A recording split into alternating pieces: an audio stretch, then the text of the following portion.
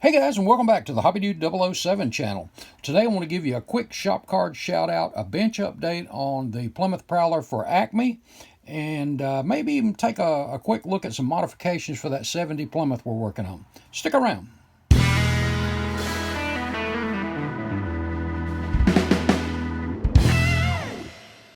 Couple of shop cards we got this week I want to share with you. First up, Daniel over at Go For It Painting. Check that out. This is a great channel. I have really enjoyed this, and I use it for a couple of things. I'm working on a couple of figures right now, and I'm using some of his tips and techniques on figures. And this, though, he also shares how to do a lot of this really rusty, thin stuff, the patina, as well as check out the cracked paint on the fender down here. I don't know if you can see that. But techniques on how to do all that stuff, too. Really great channel. I think you'd really enjoy it. Head over, show him some love, give him a sub, and watch some of the videos. I think you'll get kind of stuck on those too. Same thing goes for Dan over at 60s Rules. This is Dan's new card. I've got his old one, but this one I really like. Now, Dan also does vehicles, bikes, vintage kits, as well as aircraft dioramas, matchbox, and 1/64th scale restoration, N-gauge trains, which are the little ones, not Z, the tiniest ones, but N-gauge, very popular scale, and a lot of just cool hobby-related finds. But Dan's got a great channel, does some great stuff over there. Same goes with him. Head over and give him a sub, check out some of the videos. I think you'll hang around there for a while too once you get started. Okay. Knocking this thing around. Our Prowler that we're working on, I've kind of set it aside for a little bit. It's pretty much done. I've just got to get the assembly done. And, sorry, I just keep knocking the camera around there. The interior seats that are stock for a Prowler, I had the leathery look to them, and they just, I don't know, that arch on the seats just didn't do it. So it was time to dig into the parts box, and so I came up with this. I think that just looks so much better. And the carpeting is charcoal gray. You know what? Let me take the camera down, see if I can get this where you can see it. Charcoal gray embossing powder. Yeah, you can see it a little better there. I used my Micromark punch set to get the gauges the exact size they needed to be. I punched those out of an old Slicks NASCAR set and put a drop of gloss Mod Podge over those for like the lenses. And I think this interior turned out pretty well. Oh yeah, and you see the CD right there. That's from Detail Master. Has a set that's called Interior Junk, and it has everything from a Rubik's Cube, clipboards, clothes hangers, just all kinds of stuff, and a bunch of CDs. And I just cut that one in half and glued it right there as it's sticking part way out of the CD player. But the interior is coming along well. It's pretty much done. And like I said, for the most part, everything's done. I'm trying to save the body. I got a little more buffing on it to do, and then we'll be ready to kind of reveal it. A couple other things I had to do. Let me put the camera back up here real quick. A couple other things I had to do on the tires and wheels. Instead of using the stock tires and wheels, I'm using Pegasus T's, which are the big and little. And I'm also using Pegasus brakes. And I stripped these down, redid them, and I used, again, some of the Slicks decals, brake rotor decals. And you notice I've got two different size. In that there's two different size wheels, we're doing two different size brakes. So these will go on the back, as you can see there, the bigger ones. And I have really had to modify that. Oh, wait a minute. That was for the front. Well, I got the wrong one. Wait a minute. There we go. Well, I got these things set to, there we go. That's for the front, and then the larger ones are for the back, of course, since they're bigger wheels.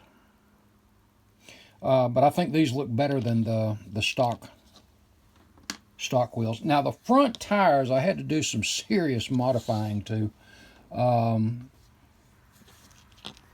As you see here, this is the stock tire. And that fender on a Prowler is a little narrower than that, and this wanted to stick out. So what I had to do was, first of all, you see how much I had to narrow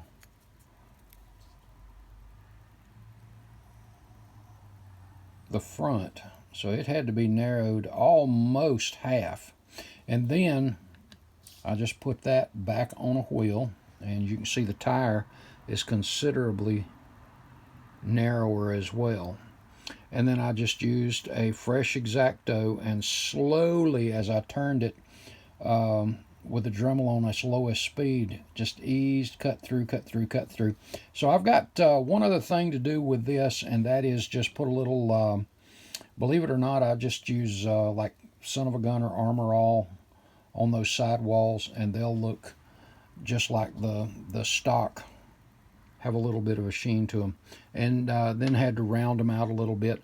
But yeah, there's a big difference there. And but I think they turned out really, really well. And I think with those brakes in them, they're really going to look good. And next up, the chassis itself it's all done. The only thing I haven't put on it was the tailpipes. I can't wait to show you the modifications on the body, but like I said, I want to give that a little time before I debut it, because there's a little surprise with that. But we'll get to that later. But the chassis engine, I think, turned out really great. You see the oil filter there. It's mostly out of box. I did do a solder, like a hardline radiator hose. Battery. Oh, sorry about that. And then everything has gone together on this kit just beautifully. And of course, you've already seen some of the exhaust, heat stains and that kind of stuff. You've already seen some of that. I think I posted that on Facebook. But I think that turned out really, really nicely as well. And I may wait till the weekend or first of the week. I've got a little more buffing to do before I mount the body. It's pretty much the fun part now is just putting it together, and that's it. A little update on the Roadrunner real quick. The chassis, this is a stock chassis, and as you can see, my stock car wheel in 24th scale, when you put it up to it, if the body was on this, well, two things. First of all, this comes to right at the top of the wheel opening that I cut, which you would think, wow, that's perfect, right? No, not really, because look how high it lets the car sit. The car needs to be a little bit lower. So I have removed the other one. And the other thing is the width, if you'll notice here, up again, if this tire is up against this piece here, it's sticking out a little bit. So what I did was, and by the way, that stock fuel tank didn't cut it either. So what I did is, this is the one that I've modified. You see where I've cut out the wheel wells all the way to the frame. I'll lay that other one right there. Where you had this little piece in here, all of that had to come out. So I've removed that. I'm going to be building a new bulkhead up through here. rounding it off, and then we'll build a fender well to enclose that. That will go probably this much higher than that one, and more rounded, of course. Also, in that it's going to be on track, you're not going to see a lot of the bottom anyway, but I wanted that fuel cell, that blocked off fuel cell, versus seeing just a stock gas tank. So I built a fuel cell housing, a box, and enclosed it. And this is out of evergreen, 20 thousandths by 188.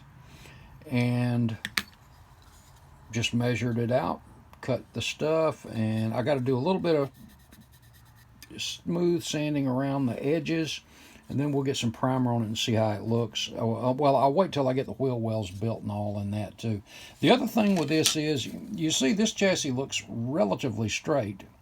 This one, as you see, and I did not notice this until after I'd done all those modifications, see how it looks like it has a little bit of a bow to it. I wasn't happy with that. So what I'm going to do is I'll take this out to the shop, and I'll put a little pressure on it, kind of like that, and then take the heat gun and just lightly go over it until it kind of levels out a little bit. But that's not a hard fix at all. Not at all. But that's where we are on that too. By the way, those wheels, and of course they need yet to be painted. And then I'll actually use a real stencil, and I'll show that to you in the next video on the Roadrunner. But good looking tire. Good looking tire. Okay, guys, I think that's it right now. I can't think of anything other than I just keep knocking the camera around. I think that's it. Yeah, I think that's it for the moment. If you're not a subscriber, head over, give us a sub. We really appreciate it. If you want to help a channel out, no matter if it's any channel that you frequent, be sure you head over and give them a sub. Show them some love. Guys, thanks so much. Visit the Teespring store. I hope to see a bunch of you in Atlanta, not this Saturday, but next Saturday for sure. Getting excited about that and looking forward to it.